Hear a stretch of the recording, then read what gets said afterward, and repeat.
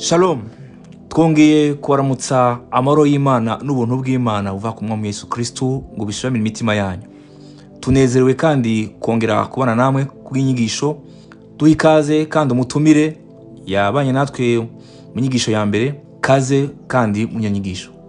Karibu pastor. Urakoze cyane pastor Eloge. Urakoze. Uherutse twize byinshi. Twarabonye umwuka wera icyo ari cyo. Twarabonye uko yakora mu isano rya kera biza rushasha. Bese twarabonye n'icyo ari cyo kubatizwa mu mwuka, imbaraga twahawe, umwuka muri jewe, umwuka kuri je, byinshi twaragiye tubisobanukirwa. Uyu munsi nifuje ko tuganira ibijyanye n'umwuka wera, ariko nuvuga nti muri bimwe bitera kenshi udatahura cyangwa ugasanga bizanye impaka. Icambere naguma ndakubaze, begi yavuze ngo uriya muntu n'umunyamwuka babasha kuvuga iki? Nabangiye kwijijisha mvuze ko nangiye mvugo ntakuze nyumva, ariko nyine ikabanza kungora. Nabangiye kukubeshya byarangoye, ariko aho nkomeje gukurikiranira nza gusanga iyo bavuze ngo umuntu n'umunyamwuka ari umuntu ufite ku mpano twakwita ziri supernaturel. Ndashaka kuvuga umuntu werekwa, uhanura, uvuga ku ndimi, kandi yanasenga ukabona arasa n'utitira. Ndi kuvuga mu by'ukuri iyo tureba mu bigaragara. Eloge, nibutse iki kiganiro twahisemo gukoresha imvugo yoroshye cyane ku buryo n'umuntu ugikizwa yabasha kumva, yoroshye kandi mu by'ukuri isa n'isubiza cyangwa ireba mu byo tubamo buri munsi. Rero ngerageje gusubiza nkurikije ibyo nakuriyemo n'ibyo undi wese yamenya. Iyo tuvuze ngo runaka ni umunyamwuka, normalement twe ubu tuba tuvuze ngo runaka ni umuhanuzi, ni umunyamasengesho, ni umuntu ujya ku musozi, ni umuntu wiyiriza, ni umuntu werekwa, ni umuntu ugira inzozi. Nicyo tuba tuvuga ngo ni umunyamwuka. None tugiye muri Bibiliya cyangwa ijambo ry'Imana mu kuri ku butumwa bwiza, kuko twaravuze ko ino nyigisho intumbero n'ugira ngo dusobanukirwe ubutumwa bwiza, ihugwa Yesu yakoze ku musaraba, kandi dutahure n'umurimo gakiza. None twifashije ijambo ry'Imana, ubutumwa bwiza, umunyamwuka no kuvuga iki? Yego, umunyamwuka byafatwa mu buryo bubiri, byakumvikana mu buryo bubiri. Uburyo bwa mbere ni ubwo Yesu yavuze mu butumwa bwiza bwa Yohana ibice 3, avuga ngo ikibyarwe n'umubiri nacyo ni umubiri, ikibyawe n'umwuka nacyo ni umwuka. Tubivuze mu mvugo ya mbere rero, umunyamwuka ni umuntu wabaye icyaremwe gishya, ni umuntu wabyawe n'Imana. Muri iyo mvugo byakumvikana gutyo yuko umunyamwuka ari umuntu wizeye Kristo Yesu nk'umwami n'umukiza w'ubugingo bwe, yabaye ikiremwa cy'umwuka, ni créature nouvelle, ni ikiremwa cy'umwuka. Nanone iyo turebye muri Bibiliya tukareba mu buryo burenzeho, Pawulo akavuga ngo yandikira Abakorinto, twabivuze ubushize ibice 3 bahereye ku murongo wa mbere, ati mbese muri mwebwe ubwo murimo amacakubiri, harimo ishyari, ntibigaragaye ko muri aba kamere mutaraba umwuka? Nanone yerekana umunyamwuka Pawulo nkwerekana icyo bita chrétien charnel. Iyo twavuze ijambo chrétien, wibuke ni uwavutse ubwa kabiri ariko w'umunyamubiri. Ni ukuvuga iki rero? Umunyamwuka nanone indi sanse Bibiliya imuvugamo ni umukristo wavutse ubwa kabiri, ariko noneho utakigengwa, utakiyoborwa, utakiri munsi y'ubutware bwa kamere, ahubwo uyoborwa n'umwuka wera. Kuyoborwa n'umwuka wera birangwa n'iki? Ni iki kinyereka ko anyoboye? Nuko noneho yera imbuto muri njye. Imbuto z'umwuka wera nicyo kimenyetso cyonyine yuko nyobowe n'umwuka. Anyobora mu kisi, anyobora mu kuri kose, kuko ukuri iyo tukumenye kuratubatura. Icya kabiri, ukuri ko Yohana yavuze mu butumwa bwiza igice cya 1 umurongo wa 14 ukajya ku murongo wa 16, aravuga ngo Ijambo uwo yabanye natwe, turamwitegereza, ngo yuzuye ubuntu n'ukuri, afite ubwiza nk'ubw'umwana w'ikinege wa se. Ngo ibyari bimwuzuye rero nibyo twahaweho natwe, ni ubuntu bukurikira ubundi. Uko kuri rero umwuka wera ni kwa tuyoboramo ngo kutukuzure, kutuyobore, kudutegeke, kuko iyo twuzuye ubuntu n'ukuri dusa na Yesu. Kuko ibyari bimwuzuye nibyo natwe twuzura. Nicyo muri Bibiliya, muri sansi ya Bibiliya kuba umunyamwuka. ndagusaba mwami Yesu mwohereze uwo mufasha wacu kuko dufite intambara ikomeye mw'isi turamukwiye rwose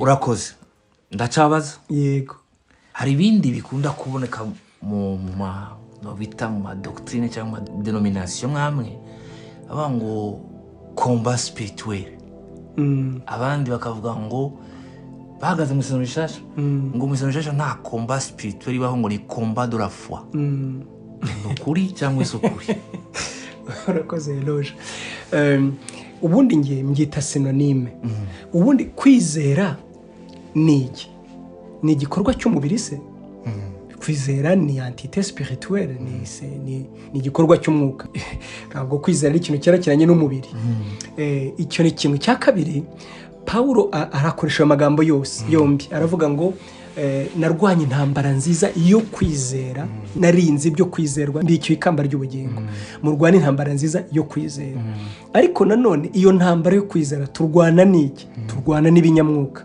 gusa si umwuka nyine umwuka turwanisha iki kwizera rero ntabwo mbona impaka z'ibyo byombi ahubwo biterwa n'icyo umuntu ashaka gusobanura swati ni intambara yo kwizera niko bayita cyangwa se intambara y'umwuka byanaterwa kandi n'icyo ugiye kuvuga Paulo avuga ko yarwanaga intambara yo kwizera nuko yarindaga icyo bita doctrine yarindaga inyigisho yarindaga ibyizerwa bihesha ubugingo buhoraho kugira ngo za nyigisho z'ibinyoma zitaza kuvangira aho yavuze mu Bafilipi ibice 3 avuga ngo mwirinde zambwa zigisha gukeba kubi ahubwo twebwe tubigisha gukebwa kwiza ariko gukebwa ko mu mutima niyo ntambara yavugaga hanyuma yavuga combat spirituel turwana yerekanaga ko abo tukirana nabo abo turwana nabo si inyama n'amaraso ahubwo n'abafite ubutware n'abafite ubushobozi n'imyuka mibi y'ahantu ho mu kirere none se umwuka urwanisha umubiri urwanisha umwuka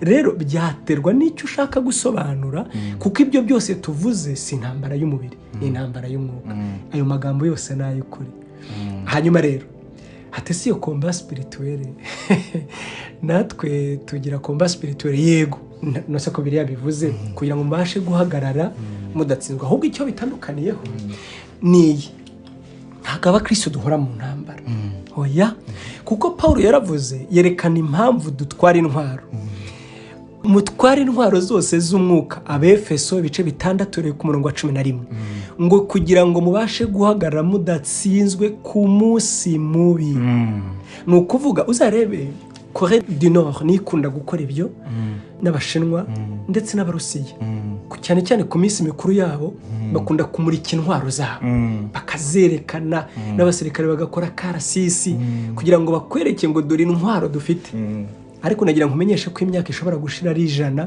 zira ntwaro zitagwanishijwe zira ntwaro zitegereje umunsi mubi urumva ni nko kuvuga ngo twebwe turiteguye muri twe dufite imitekerereze yo kurwana intambara ariko nta ntambara ihari na Paulo nicyo yavugaga rero mubashe guhagarara mushikamye ku munsi nyine mubi uwo munsi mubi witwa iki nayo izanyemerera ibinyigisho kwayo Eloge kuko niko Dawidi yavuze aravuga ngo unyambaze mu kirundi bavuga ngo uzunyambaze ku munsi w'abagogo mu kinyarwanda baravuga ngo uzanyambaze ku munsi mubi hari umunsi mubi ujyubaho uwo munsi mubi naho tuzawuganira ni inyigisho kwayo ariko icyo ashaka kuvuga ntabwo duhora turwana ntabwo bishoboka Imana igiduha kunezererwa imigisha mu buryo bw'umwuka igiduha gukura mu buryo bw'umwuka ariko tujya tunagira intambara mu buryo bw'umwuka rero ubwo nagira ngo nasubize babandi bitwa combat spirituel aho ibintu byose bagera bakaba superstition aho ibintu byose binduka abadayimoni ibyo kurya bikaba dayimoni uwinjira akaba dayimoni injangwe ikaba abadayimoni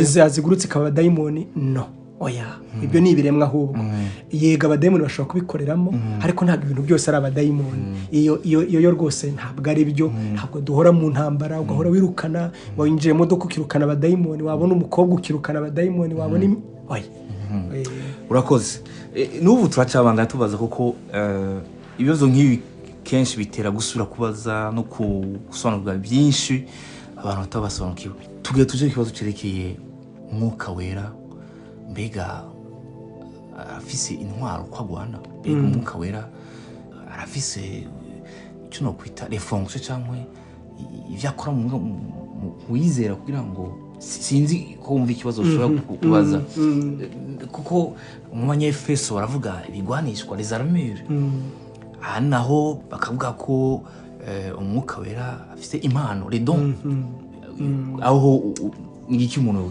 yosobanukirwa ku mwuka wera hari ibintu bitatu murakwiye kugenda yitaho. Ubushize twavuze ibintu bitatu: kuyoborwa n'umwuka, kubatizwa mu mwuka, ndetse no cyangwa se kuzura umwuka. Ni kimwe rwose, kwambara imbaraga cyangwa kuzura umwuka. Uyu munsi rero hari ibindi bitatu byo kwitaho. Bibiri tubwira imbuto z'umwuka, bakatubwira intwaro z'umwuka, ndetse n'impano z'umwuka. Ibi bintu byose uko ari bitatu biratandukanye, ariko byose ni iby'umwuka wera akorera muri twe. Imbuto z'umwuka ni iki? Ni umwuka wera udusangiza kamere y'Imana. Sinzi mbivuze neza. Imbuto z'umwuka ni kamere y'Imana tuba twasangiye nayo muri twe. N'ikimenyimenyi Yesu yaravuze ngo ni iki kizaberekana ko muri abanjye, muzabamenyera ku mbuto zabo. Ntawasoroma umugenge ku mutini, ntawasoroma umutini ku muzabibu. Igiti cyose cyerekanwa n'imbuto zacyo, ntibihinduka period kugeza Yesu aje. Imbuto z'umwuka.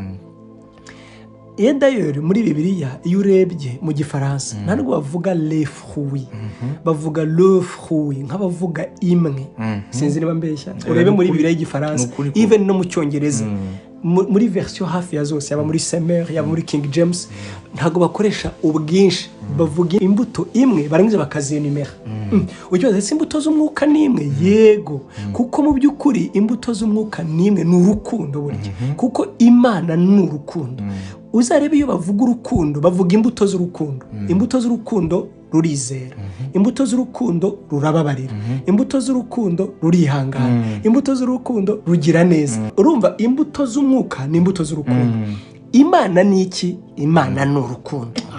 Urumva umwuka wera adusangiza, aduha kamere y'Imana. Nicyo cyambere.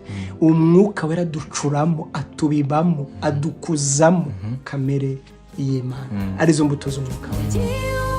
Kutagifite urukundo, menya yuko UMWUKA yabonye kuyoborwa n'umubiri wawe musa utigaruka. Dushaka UMWUKA wera Yesu awutugeneye. Icya kabiri, umwuka wera aduha impano ze kugira ngo tubone uko dusohoza umurimo wacu Imana yaturemeye gukora mu itorero ryayo. Nongere nsubiremo. Kubera iki? Ubundi ntabwo twakijijwe no gukora, ariko twakirijwe gukorera Imana. Imana imaze kudukiza, kuko gukora nibyo biduhesha agaciro. Ni ukugira ngo tubabe umumaro mu bwami bw'Imana, tugire umumaro mu itorero rya Kristo. Icya kabiri, wibuke Imana iduhereza impano zitandukanye kuri buri wese, ngo kugira ngo tubone uko tuzigaburirana. Nta muntu n'umwe ubaho ku isi ugira impano zose, ntibishoboka. Ubwo yaba ari umwuka. Ugira impano zose ni umwuka. Nta muntu rero w'umwuka ubaho, ahubwo buri wese agabirwa n'umwuka impano ngo abone uko aba uw'umumaro mu muryango wa Kristo. Ni nayo mpamvu ubwo twavugaga ku mubiri, tuvuga ku itorero n'umubiri, twavuze ku iteka Pawulo yavuga itorero n'umubiri, avuga umubiri awugeranya n'impano iteka. Nk'uko ukuboko kutaba ijisho, ijisho ntiribe ukuguru, ukuguru ntibukube ugutwi, kandi buri kimwe cyose kiba gifite umumaro wacyo, ni nako n'umuntu wese mu itorero ayahawe n'umwuka impano ngo agire uwo mumaro nk'uko urugingo rugira umumaro ku mubiri. Yego. Hanyuma iyo mpano ibasha kugira umumaro, gukoreshwa, ikagira ikimara mu bwami bwa Kristo iyo umuntu yuzuye umwuka. urabyibuka za mbaraga bwa bushobozi cyangwa kwa gusigwa byose babivuga muri ubwo buryo kugira ngo uwo muntu abashishwe gukora mu mbaraga z'Imana umurimo ukagira umusaruro. None nyemera ngubaza ikibazo kimwe aho uvuze ngo iduha imbaraga zo gukora ariko arabavuga ngo uyu munsi mu isengesho ntacyo twakorera Imana kuko Imana ngo twaba dushatse kuyifata nk'idafise ubushobozi. Wowe uvuga ku iki? Nisize Bibiliya y'abasomyi yariyo iyanjye ifite ibyanditswe birenze yaba ibyo Yesu yavuze, Paulo yavuze, birenze 1000 gukorera Imana ahubwo se icyo twahamagariwe dutinze gukizwa ngo tuyikorere. Yesu yaravuze Yohana 12 murongo wa 26 ngo abwira abigishwa barabwira ngo umuntu nankorera ankurikire, umuntu nankorera data azamuha icyubahiro. Urumva umuntu nankorera data azamuha icyubahiro. Paulo ubwo aravuga ngo ntakoze uyu murimo ngo ubwanjye ntabona ishyano ndahatwa urukundo rwa Kristo rurampata. Ubwo aravuga mu Bakorinto ba mbere ibice 4 ngira ngo umuhere ku murongo wa 2 aravuga ngo icyangombwa ku muntu warazwe umurimo ngo ni ugukorana umurimo udahemuka. Urumva ubwo yavuze ngo ikise ko turabo yaremye turemeye imirimo myiza muri Kristo. Urumva rero gukorera Imana nicyo twahamagariwe. Nongereho nteba n'uwo muntu wavuze ibyo uwo muntu wavuze ngo se ngo ntacyo twahamagariwe gukora nubwo yari marakora kuko yari mabwiriza yarimo yigisha impano z'umwuka se twaziherewe iki ahubwo wenda wabifite ukundi abyita ariko yenda ntabyita gukora cyo twibaza ko dukora ashobora kuba ari kimwe ariko tukabyita ibitandukanye. Twahamagariwe gukorera Imana no kutikunda ahubwo twebwe ubwacu kwiyegurira Imana. Yohana yaravuze ngo niba Kristo yaratanze ubugingo bwe ku bwacu ngo natwe ahubwo dutanga ubugingo bwacu kubw'abandi batarizera. We yavugaga kwemera no gupfa. Urumva rero gukorera Imana nicyo twahamagariwe. Uruzigaje kuvuga kirekeye yego cya gatatu ni intwaro z'umwuka. Intwaro z'umwuka wera rero ni igihe umuntu urabona umuntu amaze gukura navuga ngo iki se ni nk'umwuka dukangura tubwira ngo mwihaguruke mujye mu ntambara. Paulo yigeze kwerekana intambara z'umwuka zirimo amareyazi twifatire mu isi. Hari abasirikare barinda baraks ni umusirikare, hari umusirikare uteka, hari umusirikare uvura abandi, ariko nawe ni umusirikare. Hari n'umusirikare ujya kuri front line, hari n'abasirikare bayoboye urugamba, hari n'abasirikare navuga ngo dorage, hari n'abasirikare barwanisha intwaro ziremereye, hari n'abarwanisha indege. Izo singiye kubisobanura ubu none ahayenda mvuge ngo bameze atya nako n'abadayimoni bameze. Hari abadayimoni bato, hari abanikuru, hari abakuru cyane barimo inzego. Ariko twese icyo nashaka kuvuga urugamba turutangira rwose tukizera, ariko icyo navugaga ni ya prise de conscience aho umuntu yumva koko none hari umusirikare bizanwa no kumenya noneho ukambara intwaro kugira ngo urwane intambara yo kwizera. Icya kabiri iya ntambara yo kwizera cyangwa y'umwuka kugira ngo bigende bitese turwana na Satani. Paulo yaravuze we yerekanye ko yarwanye n'inyamaswa mu Efeso. Iyo nyamaswa yavugaga si yindi nabarwanyaga ubutumwa bwiza. Muri Efeso hari hasanzwe imyuka yari muri Efeso ntabwo yasaga n'imyuka yari muri mu Bagalatiya dizo, ntabwo byari kimwe. Rero ayerekana ko umuntu akwiye kuba ari bien équipé yiteguye neza yambaye intwaro z'umwuka kugira ngo niba ngombwa ko arwana aba ari umuntu bien entraîné kandi unesha urugamba. Ingisho nzayisubiramo ubundi intambara inesheka mu gihe cy'amahoro, ntabwo intambara inesheka mu ntambara. No na Yesu niko yaravuze uyu umuntu ngo umwanza guteye ngo afite ingabo 2,000 wowe ufite ingabo 1,000 ngo uticaye ngo banze kubara uburyo uri bumurwanye ngo bundi umutumaho ukamubwira ati niki naguhongera niki naguha tukabana amahoro kuko sinshobora urajya kurwana intambara utazatsinda. Rero intambara ineshwa mu gihe cy'amahoro. Nicyo gihe cyo gusenga burya, nicyo gihe cyo kwitegura kugira ngo iminsi mibi niza ntabwo murashobora gusenga. Ahubwo uba wariteguye gusenga ku buryo noneho ubasha guhagarara udatsinzwe. Ngibyo bintu bitatu umwuka wera adukoreramo, aduha twebwe, atwekipa. Icya mbere aturemamo kamere y'Imana ariyo mbuto z'umwuka. Icya kabiri aduha ubushobozi kugira ngo tubone uko dusohoza icyo Imana yaturemeye gukora umurimo wacu mu itorero akorera mu mpano twahawe. Cya gatatu aranatwekipa tukabasirikare nyabo nkuko Paulo yabivuze. Impano kugira ngo umuntu azikoreshe hari ibindi Paulo yabwiye Timoteyo aramubwira ngo nta wakwishyira mu by'ubuzima ngo abakinejeje wamwandikiye ubusirikare hari imitekerereze ya gisirikare urumva yo kwibuka ko utakiri urwawe ngo wigenge ahubwo uri uwuwo nyine wihaye ngo buwe nako yandikiye Abakorinto ba kabiri ngo ntabwo turi abacu ngo twigenge ahubwo turiho kubw'uwa dupfiriye akanatuzukira. Rero iyo mitekerereze umuntu aba akwiye kuyimenya. Unambajije rero ate se umwuka ari umuntu aramusaba yego urumva iyo ubwiye umwuka ngo mpimpano nyambika nyuzuza ubu uri kumubwira ngo nkoriramo icyo ngicyo nzi ko kinkwiriye ndi umusivile ntunganya ntabwo nari nzi ko nkwiye guhagarara ntatsinzwe uramusaba nyine urasaba uwo mwuka arahari yiteguye kubigukoramo ahubwo kuko ijambo ry'Imana rikugezemo rikweretse icyo ukeneye noneho uragisaba umwuka akakiguha. Mvuga iki impano nge ntabwo nzi impano yanjye namenya n'impano yanjye buri wese aravuga ngo buri wese wizera afite ikimwerekana uwo mwuka iyo umubwiye ngo rero umwuka wera iyo mpano nyuzuza ntabwo ubusenze nabi wibuke twuzura umwuka wera nka pression ntabwo ari nka container ngo naruzuye niyo wiyumva wowe ubwawe urabyumva ko wuzuye intege nke ukabyumva ko utuzuye kubera impamvu nyinshi utuzuye kuko umwuka wera aratwuzuza asabanira natwe.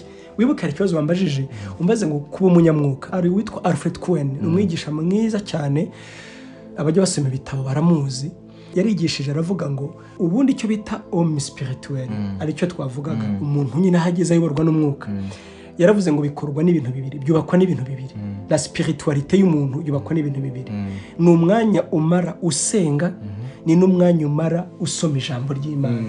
Aravuga ngo niba hari umuntu uzi wemera wumva we ukwinspira uvuga ati runaka inspira pe uriya muntu ndamwemera aravuga ngo uzige kumenya umwanya mara mu ijambo ngo no mu gusenga ngo nawe nubikora ngo nibura uzaba nkawe 50% kuko hariho umuhamagaro hariho impano nibura.